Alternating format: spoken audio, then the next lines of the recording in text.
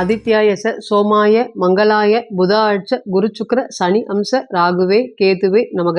அனைவருக்கும் வணக்கம். நான் உங்கள் அஸ்ட்ரோ புவனேஸ்வரி, பாரம்பரிய ஜோதிடர் மற்றும் திருமண பொருத்த நிபுணர். நீங்கள் நம்ம சேனலை ஃபர்ஸ்ட் டைம் பார்க்குற மாதிரி இருந்தால் சேனல் சப்ஸ்கிரைப் பண்ணிவிட்டு பெல் பட்டன் கொடுத்து ஆல் ஆப்ஷன் கிளிக் பண்ணிக்கோங்க. அப்போ தான் நம்ம சேனலில் போடக்கூடிய ரெகுலர் பதிவுகள் உடனடியாக உங்கள் கவனத்திற்கு வரும். நம்ம சேனலில் தொடர்ந்து நிறைய கோச்சார பதிவுகள் பார்த்துட்டு வந்துட்டு இருக்கோம்.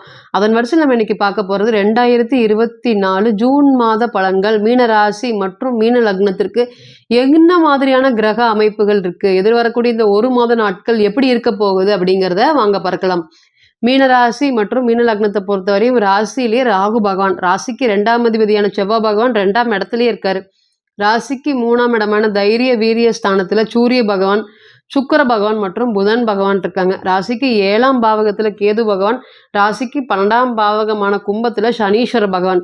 16/6/2023 தேதிக்கு மேல சுக்கிர பகவான் சரி, புதன் பகவானும் சரி, அதே போல சூரிய பகவானும் சரி ராசிக்கு 4ஆம் இடத்துக்கு, அதாவது மிதுன ராசிக்கு பயிற்சி அடைய போறாரு. முதல்ல பாத்தீங்கன்னா மீனராசி மற்றும் மீன லக்னம் காலபுருஷனுக்கு 12வது வீடுனால, இது குரு பகவானுடைய வீடுனால இந்த ராசியை பொறுத்தவரையும் பெருந்தன்மைகள் அதிகமா இருக்கு. 12ஆம் இடம்ங்கிறது பொதுவாகவே ஒரு ஜாதகத்தை பொறுத்தவரையும் நம்ம அதிகமாக விரும்பி செலவு பண்ணக்கூடிய நபர்கள். அதே போல் எந்த ஒரு விஷயத்தையுமே யோசித்து ஆராய்ஞ்செல்லாம் முடிவு எடுக்கவே மாட்டாங்க. நமக்கு சரின்னு பட்டுச்சுன்னா ஒரு முடிவை ஸ்ட்ரைட் டெசிஷனாக எடுப்பாங்களா அப்படின்னு கேட்டிங்கன்னா எடுப்பாங்க. 12ஆம் இடத்துல நிறைய பலம் பெற்ற கிரகங்கள் இருக்கும்போது நமக்கு ஆதரவு ஸ்தானம் அதிகமாக இருக்கும். அதே போல் காலபுருஷனுக்கு 12வது வீடு இருக்கிறதுனால நிறைய பேருக்கு ஆதரவாக ஆலமரமாக இந்த மீனராசி இருக்குமா அப்படின்னு கேட்டிங்கன்னா கண்டிப்பாக இருக்கும். எந்த ஒரு சூழ்நிலையிலுமே பார்த்திங்கன்னா ஒருத்தர் நம்ம விட்டு போகக்கூடாமல் இருக்கணும், நமக்கு ட்ரஸ்டபுளாக இருக்கணும், கடைசி வரை நம்ம கூட இருக்கோம் அப்படின்னா கண்டிப்பாக நீங்கள் மீனராசி சூஸ் பண்ணிக்கலாம். அந்த மாதிரி எப்பொழுதுமே ஒரு 10 வருஷம் ஆனாலும் 20 வருஷம் ஆனாலும் இவனுடைய குணம் மாறவே இல்லை. எப்படி அப்படி இருந்தாங்களோ அதே மாதிரி இப்போவும் இருக்காங்க. பணம் வந்தாலும் சரி ஒரு மாதிரி இல்லை, பணம் இல்லைனாலும் சரி ஒரு மாதிரி இல்லை. இந்த பழைய ஃப்ரெண்ட்ஷிப், பழைய நட்பு 10 வருஷத்துக்கு முன்னாடி பார்த்தா எப்படி இருந்ததோ அதே மாதிரி இருப்பாங்களா அப்படின்னு கேட்டிங்கன்னா துளியும் குணம் மாறாமல் அதே மாதிரி இருக்கக்கூடிய மனப்பான்மை தான் மீனராசியை பொறுத்தவரையும் அதிகமாக இருக்க போகுது. இங்கே பார்த்தீங்கன்னா இந்த நீர் ராசியா இருக்கிறதுனால கடகம், விருச்சகம், மீனம் இது 3மே நீர் ராசியா இருக்கிறதுனால நிறைய மன அழுத்தங்கள் இவங்களுக்கு அதிகமா ஏற்படுமா அப்படின்னு கேட்டீங்கன்னா கண்டிப்பா ஏற்படும். திடீர்னு சலனங்கள் கொடுக்குமா அப்படின்னு கேட்டீங்கன்னா கண்டிப்பா கொடுக்கும். ஒரே மாதிரி மனம் இருக்குமா அப்படின்னு கேட்டீங்கன்னா கண்டிப்பா இருக்கவே இருக்காது. எப்பொழுதுமே பாத்தீங்கன்னா மனம் சலனம் அடைஞ்சிட்டே இருக்கும். சொல்லவே தேவையில்லை. இப்ப ராசிக்கு 2ஆம் பாவத்துல ராகு பகவான் வந்தபோது பாத்தீங்கன்னா மேஷத்துக்கு வரும்போது நிச்சயமா என்ன பேசினாலும், அதாவது நெருப்பு தத்துவ ராசி, அங்க ராகு இருக்கும்போது என்ன பேசினாலும் மற்றவங்க நெருப்பா நம்ம மேல உமிழ்ந்து தள்ளியிருப்பாங்களா அப்படின்னு கேட்டீங்கன்னா கண்டிப்பா பண்ணிருப்பாங்க. நம்ம என்ன பேசினாலுமே மற்றவங்க புரிஞ்சுக்காம கடுமையா சண்டைக்கு வந்திருப்பாங்க. நம்ம யார் வேணும், நம்ம ஆதரவா ஆணை மர மாதிரி யாருக்கு இருந்தோமோ அவங்க எல்லாருமே நம்மளை விட்டு பறந்து போயிருப்பாங்களா அப்படின்னு கேட்டீங்கன்னா கண்டிப்பா பறந்து போயிருப்பாங்க. வாங்கக்கூடாத இடத்துல எல்லாம் கடன் வாங்கிக்கூடிய சூழ்நிலைகள் எல்லாமே ஏற்பட்டிருக்குமா அப்படின்னு கேட்டீங்கன்னா கண்டிப்பா ஏற்பட்டிருக்கும். ஆனா அது உங்களுக்காக வாங்கியிருப்பீங்களான்னு கேட்டீங்கன்னா கண்டிப்பா வாங்கிக்க மாட்டீங்க. வேற ஒருத்தருக்காக நல்லது செய்ய போய் எல்லாம் வாங்கக்கூடிய கடன்கள் எல்லாமே இன்னைக்கு உங்க தலைமையில விழுந்துருச்சா அப்படின்னு கேட்டீங்கன்னா கண்டிப்பா விழுந்திருக்கு. நிறைய ஏமாற்றத்தை சந்திக்கீங்க. முதல்ல பாத்தீங்கன்னா என்னை சுற்றி ஒரு 10 பேர் இருப்பாங்க.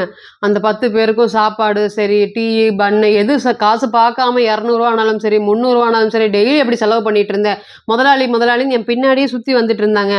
ஆனால் இந்த 2-3 வருஷமா எனக்கு தொழில் ரொம்பவே லாஸ் ஆயிடுச்சு. சொல்லவே வேண்டியதில்லை. மீனராசியை பொறுத்தவரையும் பார்த்தீங்கன்னா 10ஆம் அதிபதி குரு பகவான் நல்லா இருந்தாரான்னு கேட்டிங்கன்னா கண்டிப்பாக இல்லை. குரு ராகுவோட சேர்ந்து ரொம்ப கடினமான கஷ்டத்தை அனுபவிச்சிருக்காங்களா அப்படின்னு கேட்டிங்கன்னா தொழில் அடி வாங்காத இடமே இல்லை. அந்த அளவுக்கு தொழிலில் பார்த்தீங்கன்னா கடுமையான போராட்டங்களும் மன சுமைகளுமே அதிகமாக இருந்துச்சா அப்படின்னு கேட்டிங்கன்னா கண்டிப்பாக இருந்திருக்கும்.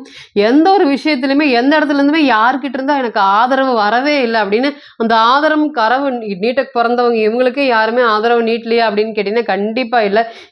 யாரை படிக்க வச்சு யாரை வளர்த்தி விட்டு இன்னைக்கு அவங்க எல்லாருமே பொருளாதாரத்தில் ஒரு நல்ல இவங்களை விட ஒரு உயர்வான நிலைக்கு வந்திருப்பாங்க.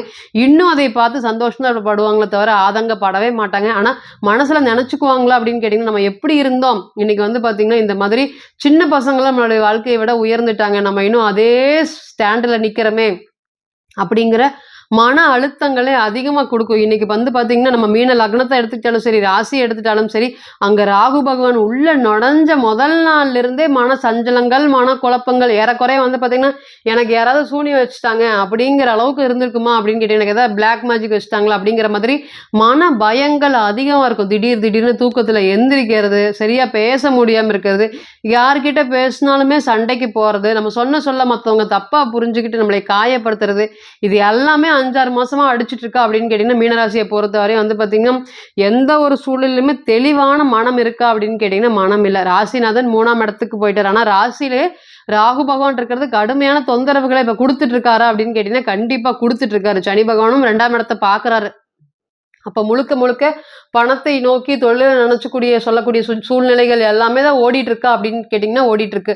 இது எல்லாமே இப்ப நீங்க பார்த்துட்டு வந்துட்டு இருந்தது. இனிமேல் எப்படி இருக்க போகுது அப்படின்னு கேட்டிங்கன்னா, உங்களோட ராசிக்கு 7ஆம் இடத்திலே கேது பகவான் இருக்காரு. 7ஆம் அதிபதியான புதன் பகவான் மூலத்திரிகோணம் பலம் பெற்று மிதுன ராசியில இருக்கிறார். இப்ப இத்தனை நாளா கல்யாணம் அப்படிங்கிறது ஒண்ணு அமையவே இல்ல. எனக்கு பேக் எண்ட் சப்போர்ட்டா யாருமே இல்ல.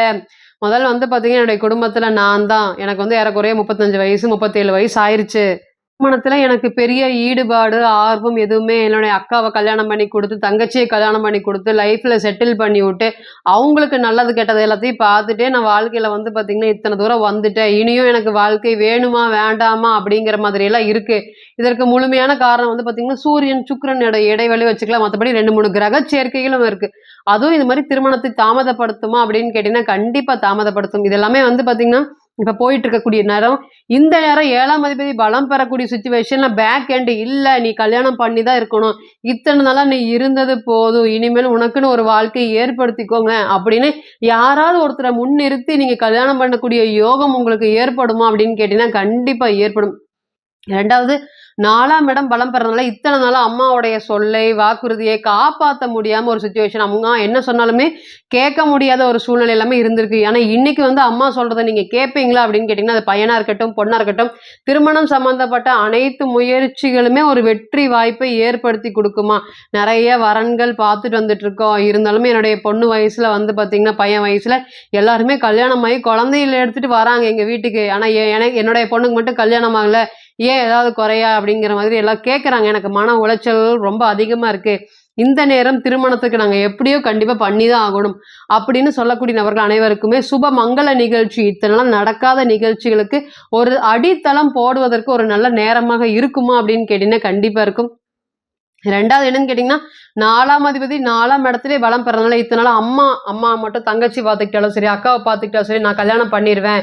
அம்மாவ பார்த்துக்கிறதுக்கு யாருமே இல்லாதனாலயே நான் திருமணம் பண்ணலாமா, வேண்டாமா அப்படிங்கிற மாதிரி யோசிச்சுட்டு இருக்கேன். ஏன்னா, உங்க எல்லாருக்குமே தெரியும் 7ஆம் இடம் பாதக ராசி மற்றும் வந்து பார்த்தீங்கன்னா, 7ஆம் அதிபதியே பாதகாதிபதியா வரதுனால அது சம்மந்தப்பட்ட பயங்கள் நமக்கு அதிகமா இருக்கும். இனி வரக்கூடிய நாட்கள்ல தைரியமா திருமணம் பண்ணுவதற்கு ஒரு வாய்ப்பு கிடைக்குமா அப்படின்னு கேட்டீங்கன்னா, கண்டிப்பா கிடைக்கும். 2வது என்னன்னு கேட்டீங்கன்னா, 4ஆம் அதிபதி 4லயே பலம் பெற்றிருக்கக்கூடிய இந்த சிச்சுவேஷன்ல அம்மா சார்ந்த ஆதரவுகள் எனக்கு எதுவுமே கிடைக்கவே இல்ல. நான் வந்து அம்மாவ நல்லா பார்த்துக்கிறேன். பொருளாதாரத்தில எந்த குறை வைக்காம எங்களுடைய அப்பாவையும், அம்மாவையும் பார்த்துக்கிறேன். இருந்தாலுமே வந்து பார்த்தீங்கன்னா, என்னைக்காவது ஒரு நாள் வரக்கூடிய அக்காவா இருக்கட்டும், தங்கச்சியா இருக்கட்டும், தம்பியா இருக்கட்டும், அம்மா அவங்களுக்கு முக்கியத்துவம் குடுக்குறாங்க. எனக்குன்னு ஒரு பெரிய அளவுக்கு முக்கியத்துவம் குடுக்கவே இல்ல வாழ்க்கையில.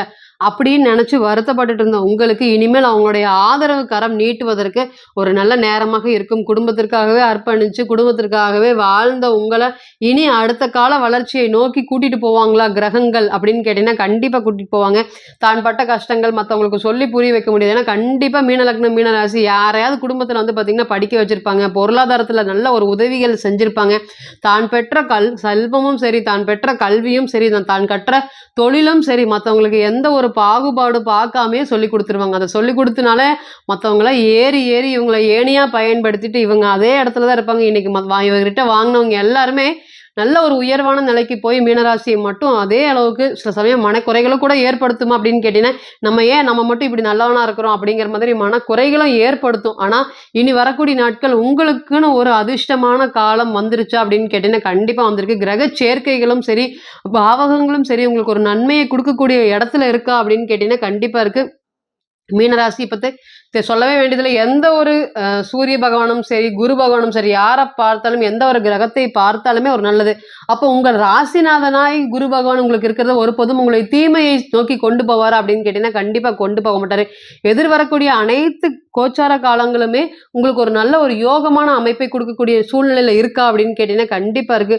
பிரச்சனையில இருந்தெல்லாமே விலகி ஏற்றத்தை கொடுத்து அடுத்த கட்ட வளர்ச்சி என்ன, நம்ம சம்பாதிக்கிறது என்ன, யாரோ என்னமோ பண்ணிட்டு போறாங்க, நமக்கு என்ன, நம்மளுடைய வேலையை நம்ம பார்க்கலாம் அப்படின்னு பணத்தை நோக்கி ஓடிய சிந்தனையாக நிச்சயமா இருக்கும். அதே போல திருமணம் சம்பந்தப்பட்ட விஷயத்துல இருக்கக்கூடிய எண்ணங்கள் எல்லாமே அதிகரிக்கும். சுப நிகழ்ச்சிகள் நடத்துவதற்குமே, அம்மா சார்ந்த ஆதரவு கிடைக்கிறதுக்குமே இந்த கோச்சாரம் உங்களுக்கு ஒரு பலம் பெற்ற ஒரு யோகமான கோச்சாரமா இருக்கும். குடுக்கல் வாங்கல்ல 2ஆம் அதிபதி 2ஆம் இடத்திலே இருக்கிறதுனால என்ன பிரச்சனைகள் வந்தாலும் அதை தாங்கிட்டு உங்களுடைய பணத்தை, இழந்த பணத்தை திருப்பி மீட்பதற்கு இது ஒரு நல்ல ஒரு யோகமான கோச்சார காலமாக கண்டிப்பா உங்களுக்கு இருக்குமா அப்படின்னு கேட்டிங்கன்னா இருக்கும். இப்போ நீங்க கேட்டு செஞ்சுட்டு இருந்த அனைத்துமே வந்து பார்த்தீங்கன்னா கோச்சார பலன்கள் தான். 40லிருந்து 60% மட்டுமே பொருந்தும்.